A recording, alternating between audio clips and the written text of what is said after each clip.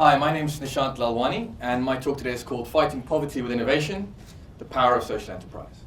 Now, I know what you're thinking. You're probably thinking, is this guy really going to tell us that we can change or solve one of the world's oldest and most intractable problems using, frankly, a vastly overused business buzzword? Well, I'm actually going to tell you that, and if you give me 15 minutes, I hope I can relieve some of your skepticism.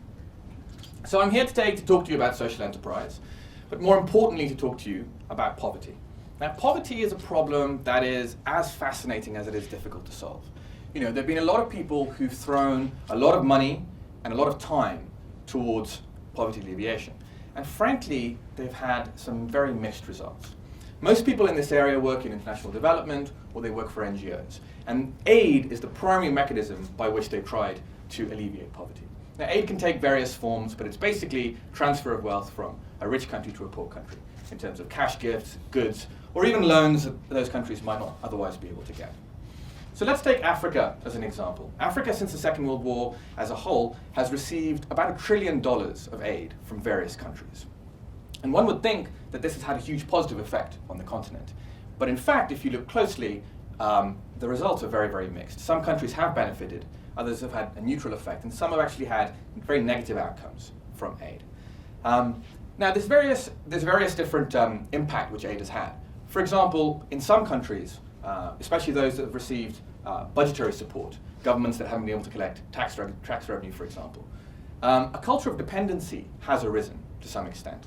So governments actually rely on an influx of foreign money and continue not to actually develop their own mechanisms of revenue collection. In fact, most aid-dependent countries in Africa over the last 30 years have actually shown a negative real growth rate. So I don't want to say that all aid is bad, by no means, but it certainly has had mixed results in terms of poverty alleviation. Now, I'm here today to talk to you about social enterprise, and specifically about market-based solutions for social change. Social enterprise is a phrase that's bandied about a lot, and people have very different meanings. This is my definition.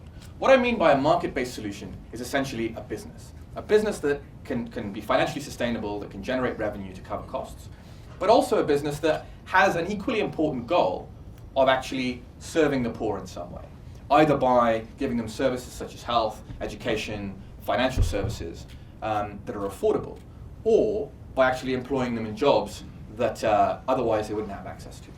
So an ideal MBS, market-based solution, is A, financially sustainable, making sure it covers costs, otherwise it would be an NGO. B, it benefits what I'm going to call the B60, or the bottom 60% of the economic pyramid. You could choose 50 or you could choose 70, but the bottom half of the economic pyramid. And C, and this is critical, it's scalable. There are a lot of initiatives around the world which are set up by very well-intentioned people that are not scalable. If, for example, I'm a doctor in India who's worked his entire working life, I could set up a hospital for my village and 2 other villages around. And I'd probably be able to serve those villages fairly effectively using my own free time and other labor from my family or friends. But going beyond those 3 villages is going to be awfully hard, and certainly reaching India's 600,000 villages, there aren't enough benevolent doctors to do that.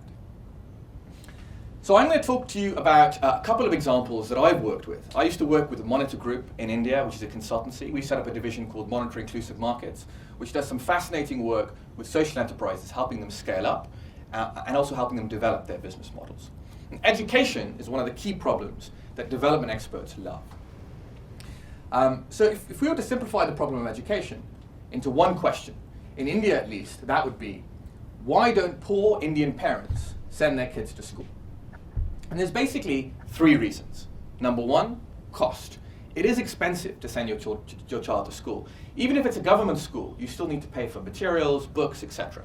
Furthermore, there's an opportunity cost. Unfortunately, a lot of Indian urban children do actually work, helping their mothers sweep houses, helping their father sell vegetables, and so on. And so there's actually a huge opportunity cost to sending your child to school. Secondly, quality. Both government schools and, unfortunately, private schools have an atrocious quality record in India, especially at the low end of the private school scale. So for example, in Bihar, which is one of India's poorest states, teacher absenteeism is 40%. Right? Now imagine if you send your child to school, grudgingly, and 2 out of 5 days the teacher doesn't show up. The kid's going to come home, maybe having learned something, maybe not. But that cost-benefit trade-off suddenly got a lot worse. Thirdly, and this is really important, especially for girl children, safety. By safety, I mean the distance, usually the distance at which the school is. If your child has to walk a long way, if it has to walk over railway tracks and so on, that's going to be a constant concern. And especially as women get older, there's further concerns of them traveling large distances outside the household. So, these are the three problems. What magic solution can solve all three of these problems at once? Well, I worked with a fascinating organization called Nishant Lalwani, which tried to do just that. This is based in India, in the state of Gujarat, although it's expanded now into several different states. Well, Nishant Lalwani's fundamental proposition was this, that children learn not by being lectured to by experts, but by learning through doing. And if you can have a facilitator who walks the children through ideas and helps them actually move forward through that learning curve themselves, that will be ample or even better than a highly qualified lecturer.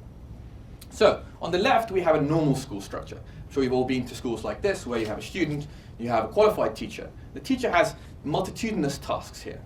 She has to plan the lesson, she has to manage attendance, she has to obviously run the lesson, then give homework, grade homework, manage materials in the classroom, and so on. There's quite a lot there, quite a lot of thinking, quite a lot of work before and after the lesson. Above that, you have the head teacher, who will hire and fire teachers, manage the whole budget of the school, manage the infrastructure if something breaks down, and so on.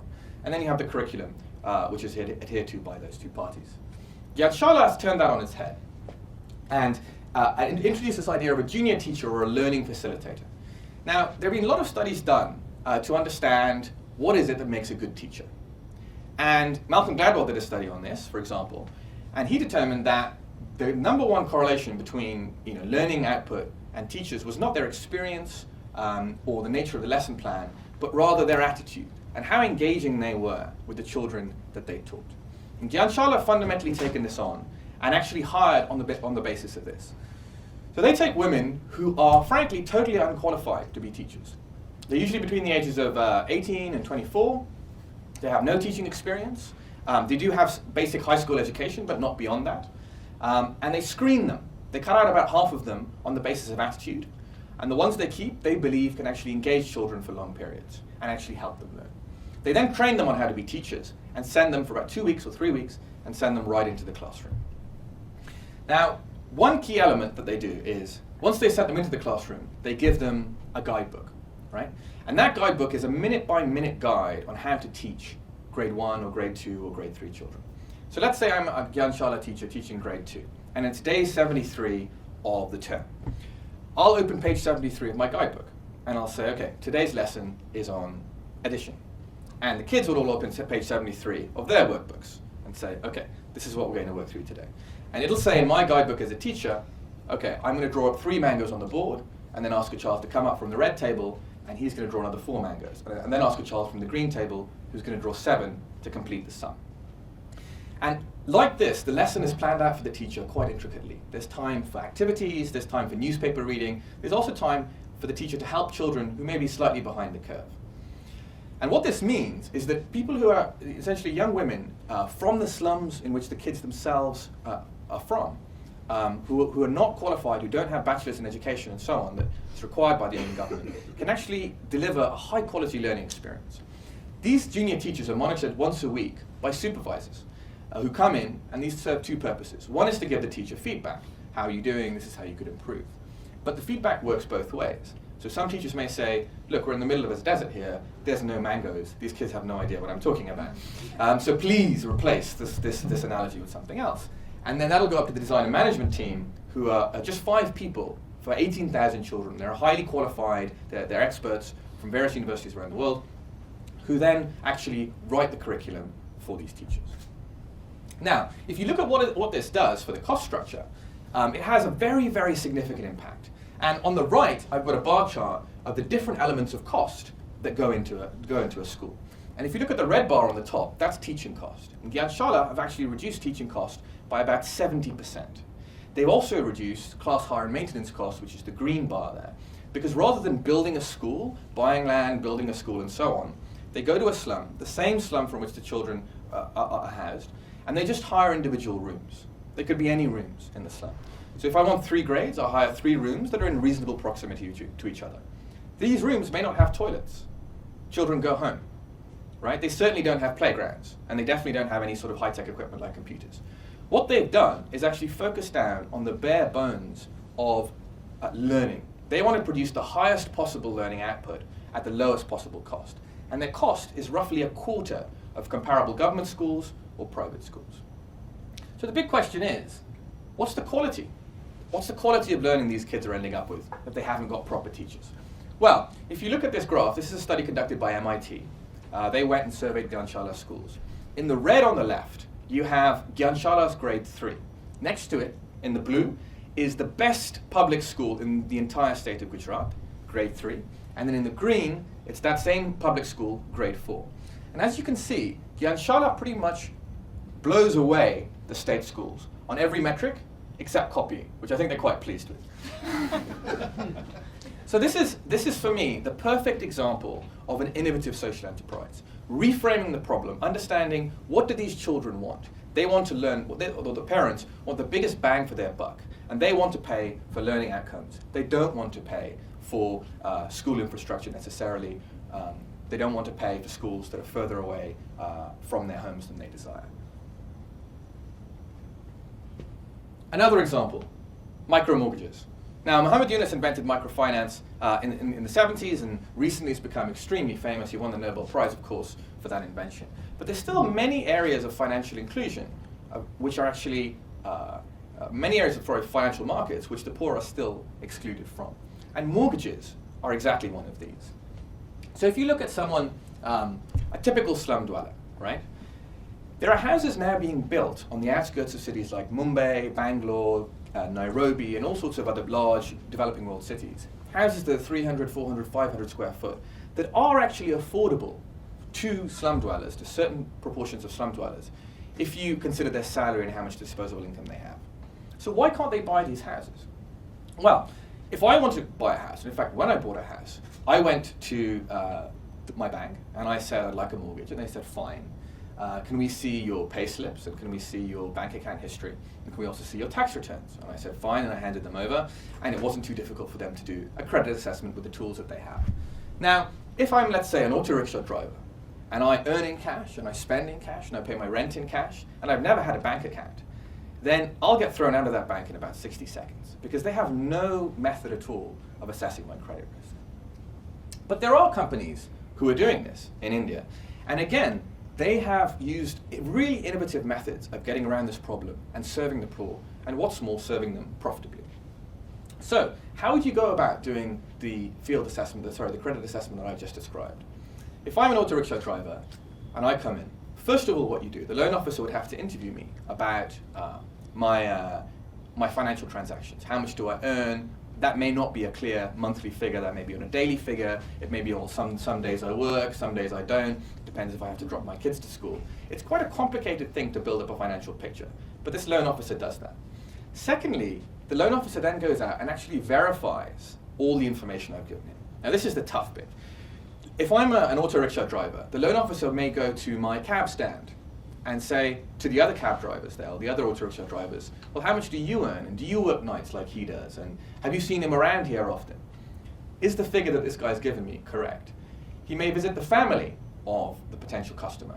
Does he have the same number of kids that he says he has? If he has more, that's going to cost him a lot more in terms of education. If he has an ill mother, that could be huge amounts of medical costs. He may even go so far as calling the repairman of the auto rickshaw guy and saying, you know, when you've done work for this guy, has he paid you on time? Do you have a running tab? What's the financial discipline of this customer? Now, this is a long and arduous process, and there are a couple of problems that might spring to mind. One, it sounds insanely complex. Every time you have a customer, you have to go and essentially work out their life history. Yes, maybe, but there's only certain types of jobs that slum dwellers usually do. Right? You might be an auto rickshaw driver, a cab driver. You might be in the employ of a household, like a maid or a driver. You might run your own shop or your own tea stall, let's say. But there aren't that many different categories that require radically different approaches. And so quickly, you can start to use the same types of methodologies for these different groups. Second problem that comes up is, if a loan officer is going to spend this much time working out the credibility and the credit risk of a customer, maybe 2 days in the field talking to people, that's kind of expensive. And if you look at the costs, they are much higher to serve these sorts of customers than to serve a customer like me who has all the documentation. So on the left there, you'll see the typical cost of funds, and this is for India, is about 9 or 10% that the bank will actually be able to get the funds for. If I was to get a mortgage, I might pay around 13% for a formal sector customer with all the documentation. Now, for these customers, the loan origination costs are higher, so going out and doing this assessment, and also the loan servicing costs might be higher, actually collecting that money over the 10 to 15 years. If you can convince them to get a bank account, that makes it easy, but you do need to put some extra work in. So what that means is you're looking at a premium of about 2%. While I might get a loan at 12 or 13, he might get a loan at 14 or 15. Now that may seem unethical to you. You may think, why are we charging the poor more for the same service? Well, there are additional costs here. And unlike microfinance, where the next best option is a moneylender and people do go to moneylenders, here there isn't really a next best option. It's very hard to get thousands of dollars if you're a low-income customer. There's no legal way of enforcing the collateral, which is the house. Right? And so essentially what you're doing is you're creating a market where there wasn't one in the past. And if you look at the profit margin, this is again an example from India, these customers are just as profitable at that slightly higher price as formal sector customers. Now there are lots of companies now in India who are doing this. Micro-housing finance company is a company that I worked with fairly extensively, and they have been doing this for several years now. They've given about $15 million of loans to low-income customers in Mumbai and Bangalore and Ahmedabad and various other cities in India. And to date, they haven't seen a single default. That may seem surprising, but if you think about it, these customers are extremely happy to have bought their first house. It's a great source of pride. As Hernando de Soto argued, property rights are one of the most fundamental things to actually leading people out of poverty and actually giving them rights. And so people take this commitment extremely seriously. You do need to educate them. You need to ensure that they understand the obligation they're taking on. You often need to sign them up for a bank account because they don't have any. And you do need to sort of hold their hand through the process. But once you do that, you see absolutely fantastic results. And just as with microfinance, which showed 99% repayment rates and still does in countries like Bangladesh, here you have very, very good repayment records. So a few conclusions. If there's one thing that I would love you to take away from this talk, it's that business models that work at the top of the pyramid for traditional markets don't work at the bottom of the pyramid. And where they do, it's frankly already been done. So when I said at the beginning that we can fight poverty with innovation, I really meant it. Think about Gyan Shala. They've completely reframed the way in which education is delivered. Think of the micro-mortgage model. They've developed a whole new process to actually engage and assess those customers. These market-based solutions have a huge potential to actually benefit the poor. And they're also very, very big markets. We're talking about billions of people here who are underserved in areas like mortgages, education, healthcare, and so on. The poor have unique problems, and frankly, they need unique solutions. Thanks for listening.